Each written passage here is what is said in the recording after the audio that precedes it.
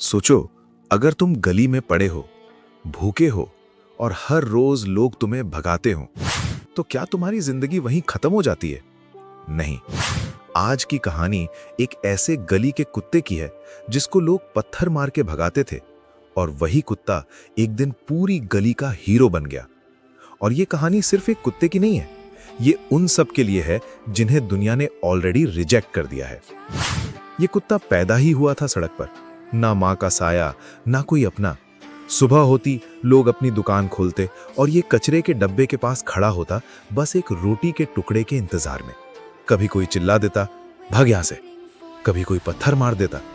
पर जब पेट भूखा होता ना, तो सेल्फ रिस्पेक्ट भी चुप हो जाती है। रोज का रूटीन था उसका, कचरा, फाइट, भागना, फिर वही भूख। दूसरे कुत्तों से लड़ना पड़ता था, कभी खाना छीनने के लिए, कभी अपनी जगह बचाने के लिए। शरीर पर जख्म थे, पर जिंदा रहने की जिद और ज्यादा बड़ी थी। उसी गली में एक छोटी सी शॉप थी, एक नॉर्मल शॉपकीपर, ज्यादा पैसा नहीं, पर दिल बहुत बड़ा। उसका एक छोटा सा बेटा भी था, जो अक्सर कुत्ते को देखकर बोलता, पापा ये भूखा लग रहा है। और एक दिन शॉपकीपर ने चुपचाप एक रोटी निकाली और कुत्ते के सामने रख दी। कुत्ता पहले डरा, क्योंकि उसे आदत थी मार खाने की, प्यार की नहीं।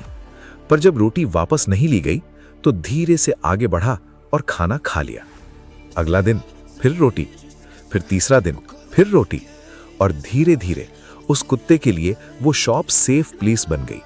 सुबह होती, कुत्ता शॉपकीपर से खाना खाता, शॉपकीपर उसे अपने बच्चे जैसे ट्रीट करता, कभी सर पर हाथ फेर देता, कभी पानी रख देता। फिर दिन भर कुत्ता अपनी स्ट्रीट लाइफ जीता, इधर उधर भटकता, कभी दूसरे कुत्तों से लड़ता, कभी किसी के पीछे भागता। पर रात जैसे ही होती, वो वापस गेट के सामने आ जाता और पूरी रात गेट के सामने बैठकर गार्ड करता, जैसे कह रहा हो, जिसने मुझे रोटी दी उसकी हिफाजत मेरी जिम्मेदारी है। शॉपकीपर को भी धीरे धीरे आदत हो गई थी गेट पर उस कुत्ते को देखकर चैन की नींद आने की। एक रात जब गली बिल्कुल शांत थी, दो चोर आए। उन्होंने सोचा, छोटी शॉप है, इजी टारगेट। गेट के पास जाते ही कुत्ता उठ खड़ा हुआ। पहले जोर से भौंका, चोर समझ गए ये नॉर्मल कुत्ता नहीं, ये गार्ड है। उन्होंने स्ट्रैटेजी बदली, पॉकेट से बिस्किट निकाला, कुत्ते के सामने फेंका, सोचा इसको अपनी तरफ कर लेंगे। पर यह कुत्ता वहां भूख के लिए नहीं बैठा था, ये वहां वफादारी के लिए बैठा था। जैसे ही चोर गेट की तरफ बढ़े, कुत्ता सीधा उन पर झपटा। लड़ाई हुई, कुत्ता को चोट लगी, पर उसने पीछे हटना नहीं सीखा था। चोर डर गए, शोर मचा और भाग गए।